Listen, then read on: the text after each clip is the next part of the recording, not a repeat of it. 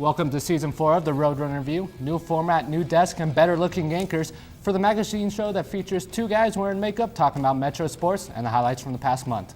That's right, but don't worry, Eric Lansing is still hanging around playing Where's Waldo, and you'll see him periodically throughout the year, but only if you look hard enough. But right now, it's time for the Roadrunner Review.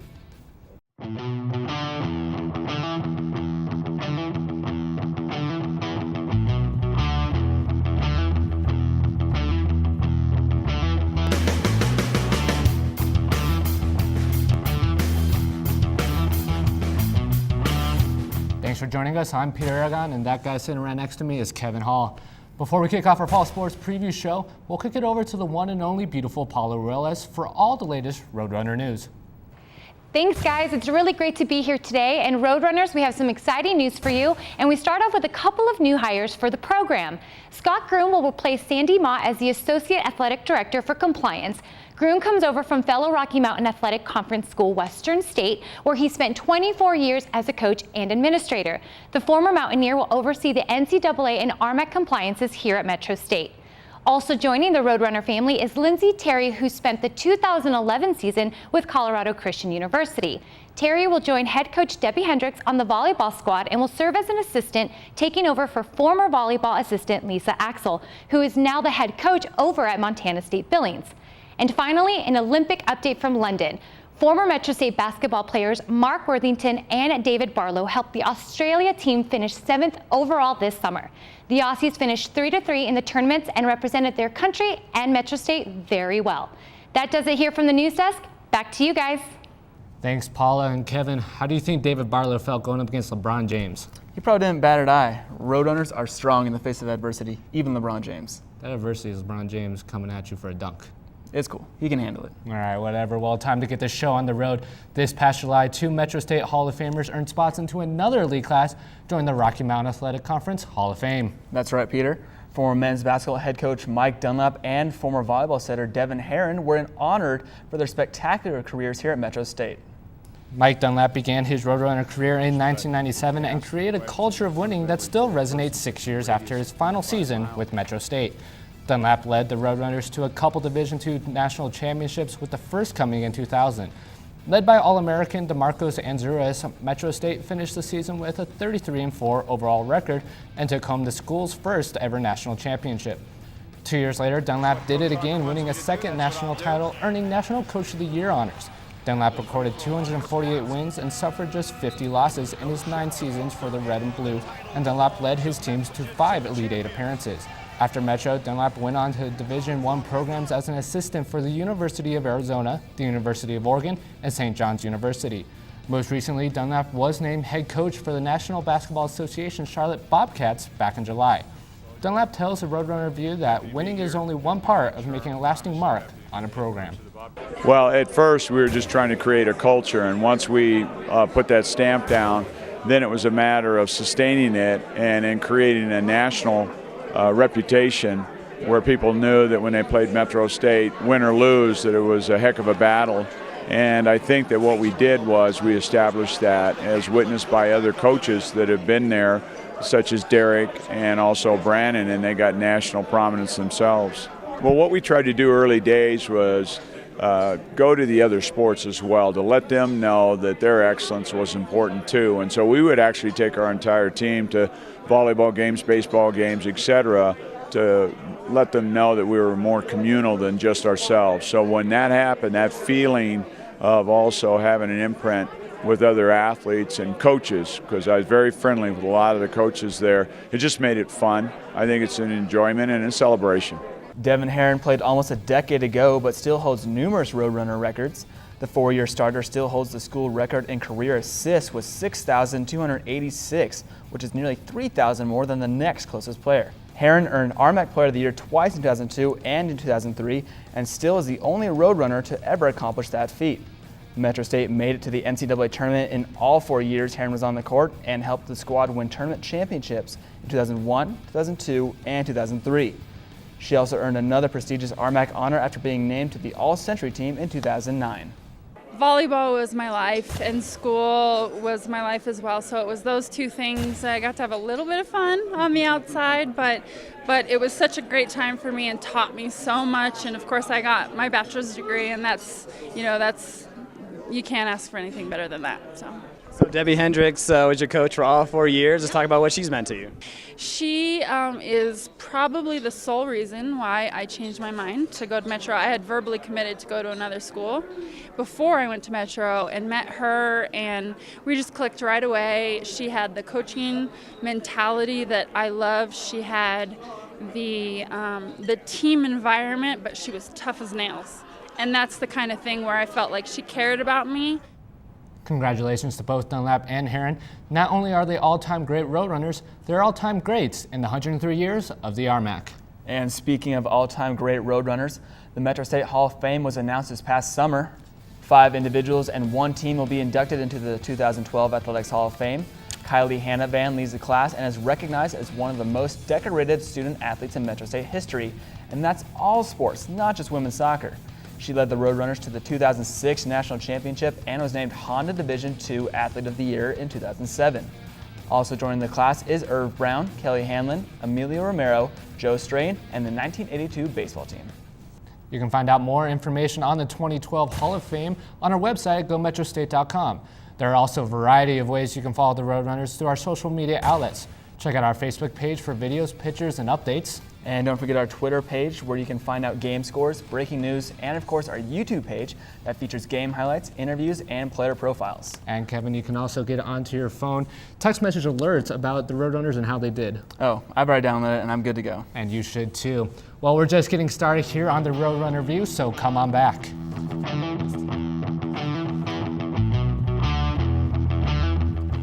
The Roadrunner Review is brought to you by its proud sponsors, Panorama Orthopedics and Spine Center. From sports injuries to spine injuries to total joints for arthritis, they are in your neighborhood caring for your injuries. Located at 3 convenient locations, Golden, Littleton, and Thornton.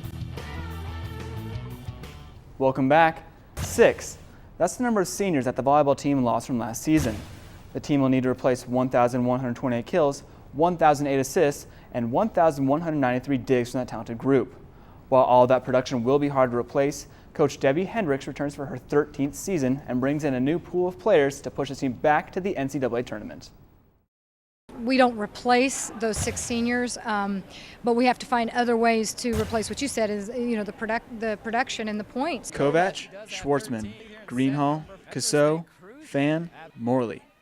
Household names here at Metro State, now gone, leaving behind a legacy and some big shoes to fill. We have 3 new freshmen and 1 transfer, and they're all great players. Coach did a good job recruiting them. They're all very strong, very smart, and they definitely have the potential to come in as replacements. One of those new players is Amy Wong. She is a transfer from Division I University of New Mexico who will come into that role of outside hitter and was also voted as one of the team's captains. She can do a lot of things really well, and probably the biggest thing she's doing well for us right now is being a leader. She knows what needs to happen and when it needs to happen, and is definitely a floor general for us in a lot of ways. While there are 5 new players, the team has 8 returning players that are looking to step up into a bigger role, including preseason All-RMAC players Alyssa Heath and Lauren Quijano. But with a new season comes new expectations, and this year those expectations are high after the team was voted to finish first in the RMAC.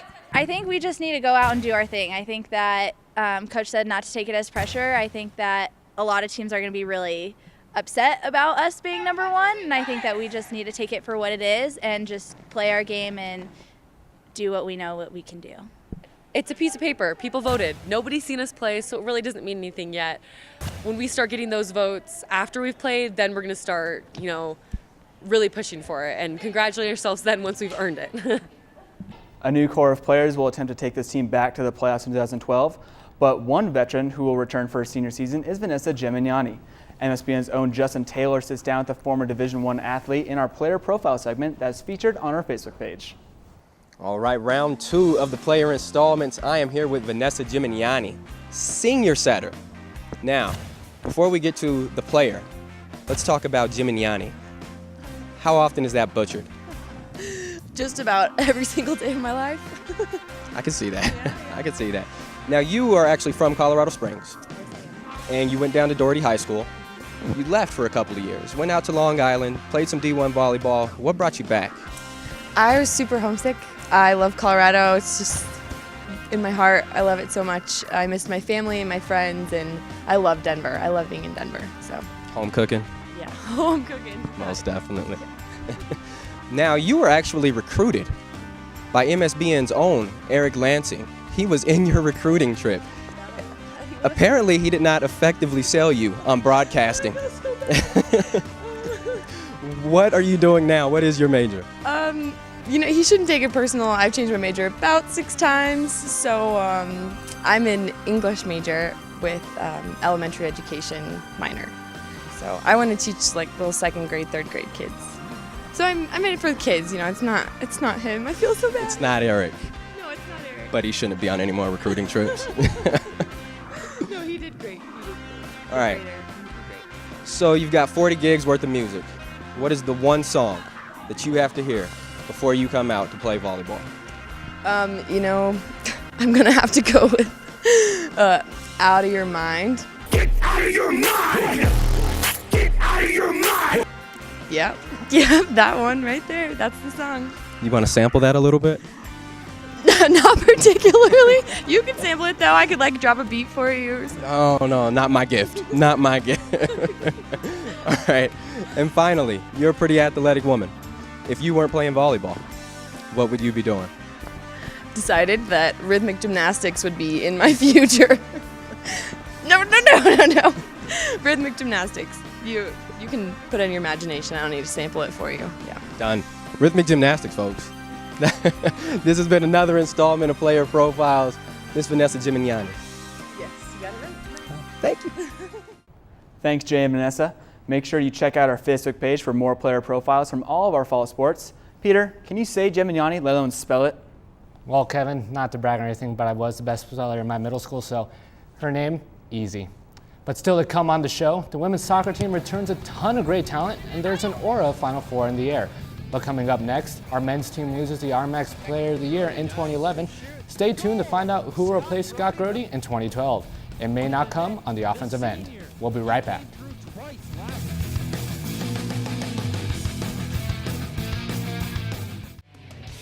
The Roadrunner Review would like to thank its sponsors, Jason's Deli.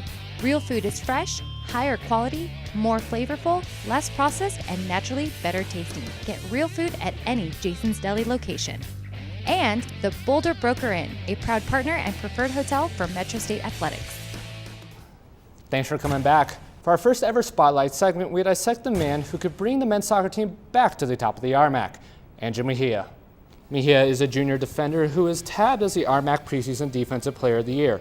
Mejia broke out in his sophomore season, earning numerous awards that included All-Conference First Team, Daktronics First Team All-Central Region, and Daktronics All-American Third Team. While Mejia's defense is top-notch, the Mullen High School product also has a nose for the offensive end, scoring 3 goals and adding 7 assists. The spotlight will be on Mejia the entire season, and expect greater things from the defender in 2012. Team's looking really good, and that's kind of what gets you out here. You want to compete and get better with your team. Hopefully we can win the RMAC and make a good push through the NCAA tournament. We definitely have the players to do it. We're a little young, but coming into preseason, everyone's been playing really well, so I'm looking forward to it. I'm more of a lead by example kind of player. I'll go out there and play as hard as I can, and hopefully inspire them to do as best as they can. While Mejia did help the men's soccer team post one of the most successful seasons in team history, posting a record of 14 wins, 7 losses, and 1 draw. But that doesn't always meet head coach Ken Parsons' standards. Certainly the end result was good. Obviously getting through to the RMAC final and getting in the NCAAs, but we certainly had a lot of bumps along the way. This year's team looks to replace key players on offense and defense, including 17 goals from Scott Grody. But Coach Parsons doesn't seem to be too worried about that. Just like my previous 8 years here, that when we roll over a class, I think the next class is ready to step up. One of those in this class is senior captain Mark Hirschberger, and he looks for more than just a senior class to step up. Looking at the team right now, it's going to be a lot of new faces, even in the starting lineup. So a lot of the freshmen and newcomers, they really need to step up for us to have a good season this year. When he says newcomers, he means 9 of them, with 7 of those being freshmen. Coach Parsons, however, says these aren't your typical underclassmen. Yeah, we are probably going to be on the young side as far as experience goes, but I think when you look at our young players, these are players that I think are ready to contribute right away. Another question for the team is how to replace its anchor of the defense, Dele Johnson. Well, look no further than RMAC preseason Defensive Player of the Year, Andrew Mejia. Mejia looks to build off the great team defense that the team had last year. I think we knew how to cover each other really well. So if one of us happened to get beat, there was always, one or two other players there to clean up the mess a little bit. And our goalkeeping's always been really good. Metro has 2 goalies coming back that last year had their numbers at the top of the RMAC. So will Coach Parsons give us a hint on who will be the lead man in goal this season? I think we're still, kind of in the process of going through this. As you well know, Issei and Shaler split the season last year. I think Issei came out of the gates playing very well and then picked up an injury, and Shaler got a hold of the position and didn't let it go. So Coach Parsons didn't answer on who will be the starter in goal. In fact, he added another player in Trevor Obering to the mix. So Kevin, we still don't know who's going to be in goal this season. Well, Peter, I think I'm just going to flip a 3-sided coin. That was that for me. And you can follow the men's soccer team on their journey to the RMAC title on GoMetroState.com, where you can find highlights, player profiles, schedules, and breaking news. And still to come on the show, while the men's team is looking for their goal scorers, you can't walk onto the soccer field without running into a turning striker on the women's soccer team. Come on back to check out their season preview up next on the Roadrunner Review.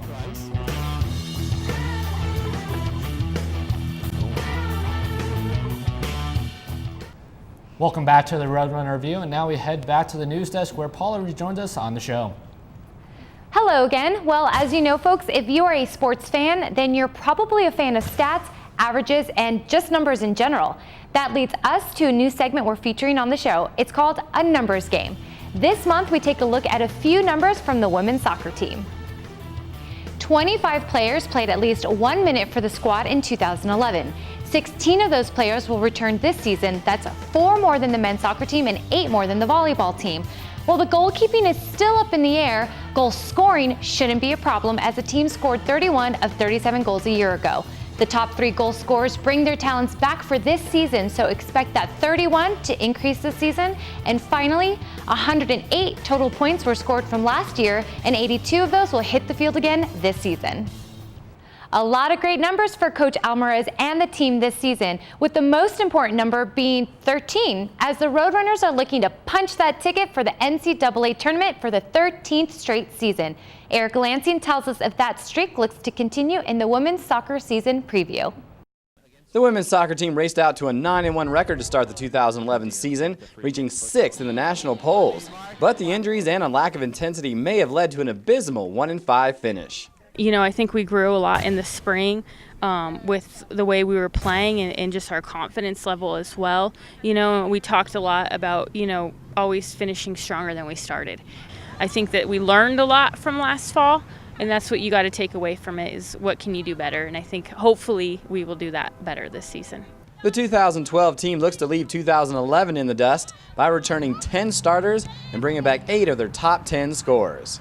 And then up top, I think now we're just a little bit more comfortable in the way we play, and they know the expectation as well as what style of play we want. I am. I played with Crash this summer when we played for the Rapids, and she came out and, even as a younger player, did a lot of work, and I think that will carry over to this season. And I'm really excited. I love goals just as much as the next person. So while the offense should be on target, the defense might be the strength of this team. It's going to be great. We have 3 seniors for sure that should be starting, and the other one, who knows, it's up in the air, but we have 3 good people back there that have had experience, so we should be set. I can completely rely on these girls, and I feel confident and comfortable with them back there with me, so I think it will go really well. One way to curb those injuries may come from the extinction of the Cooper test. It was a way to keep the players conditioned, but it may have led to more injuries than expected. I decided to drop it and do more fitness inside of practice, inside of training, and just the biggest thing is to kind of prevent injuries, kind of looking at some of the things we've done in the years. I am so done with fitness tests. I'm happy as a clam. The Runners lose Danielle Quigley from the keeper position, but has quality players vying for that key spot this year. it's going to be who trains hard, who does well in practices and scrimmages, and it's really up for the taking. So while the squad is picked to finish 4th in the RMAC preseason poll, this team has their sights set on that conference championship and more. I want a ring on my finger, and I want to go to the national championship, and I want my team to just succeed this year. Obviously, we want to get to the Final Four and win national championship, but that's a really long road ahead of us. So we just need to take each game and win and do our best and just keep pushing forward. Thanks, Eric. The women's soccer team is picked to finish 4th in the preseason coaches poll and featured 2 All-RMAC players in Haley Renko and Carissa Price. Don't forget that you can watch every women's soccer game this season along with every men's soccer and volleyball contest on AmericaOne.com. You can also listen to every contest at kmetradio.org absolutely free, so there's no reason why you cannot follow your Roadrunners throughout the 2012 season. Stick with us as we have the top plays straight ahead. Final call here on the Roadrunner Review, and before we bring you the top plays segment, there are some dates you need to mark on those calendars. These games are ones you don't want to miss and that could decide the outcome for our Roadrunners. The volleyball team has some early season tests facing off against the Colorado School of Mines in Golden on September 21st, and then against the Rangers from Regis 4 days later at home at the Auraria Event Center. Men's soccer also travels to Golden in September to take on the Ordigers, and 1 week later, Coach Parsons and the gang will host Division II's preseason #1 in Fort Lewis College. That just might be the biggest regular season game of the season for our Roadrunners. Now for the women's soccer, and they will also take on Carl Mines and Fort Lewis this month. Metro will take on 5th-ranked Ordigers on September 21st and the 10th-ranked Skyhawks on September 28th. So a tough schedule right out of the gate for the Roadrunners, but all 3 teams are incredibly talented and should be ready to roll once that opening whistle blows. So excited for the season to start, and make sure you check out GoMetroState.com for more game dates for not only this month, but every month of the 2012-2013 season. All right, time to get rowdy, and it's top play time, but without any game footage, we decided to bring you the top players to watch for during the fall season. And it is brought to you by Miller Coors. Peter, you'll kick us off with player number 5. Thanks, Kevin. Women's soccer and Carissa Price is a sophomore looking to avoid the second-year slump. The Gilbert, Arizona native was named All-RMAC second team last season, scoring 8 goals and adding 4 assists for a total of 20 points. Price had an incredible offseason where she earned most valuable player honors in the United States League Super 20 tournament. She tallied 4 goals and added an assist during 4 games. The 4th player to watch in the fall is actually 2 players, and that's Lauren Quijano and Alyssa Heath from the volleyball team. They both will be heavily relied upon to throw down those kills in absence of those graduating seniors. Heath, a junior, and Quijano, a sophomore, are looking to bring Metro back to the NCAA tournament for the 13th straight season. We both know they can definitely rack up those kills. Now the 3rd player to pay close attention to is Mark Hirschberger. The senior forward out of Westminster, Colorado, scored 7 goals and dished out 8 assists in 2011. And will look to replace some of the scoring from the RMAC Player of the Year last year in Scott Brody. Hirschberger was named RMAC All-Second Team and earned a spot on the RMAC All-Tournament Team in 2011. Player number 2 is senior defender Haley Renko from the women's soccer team. The 2011 second team All-Central Region defender started 18 games for the Roadrunners and was a key cog for that defense that limited opponents to just 109 shots on goal and helped achieve a 1.36 goals against average.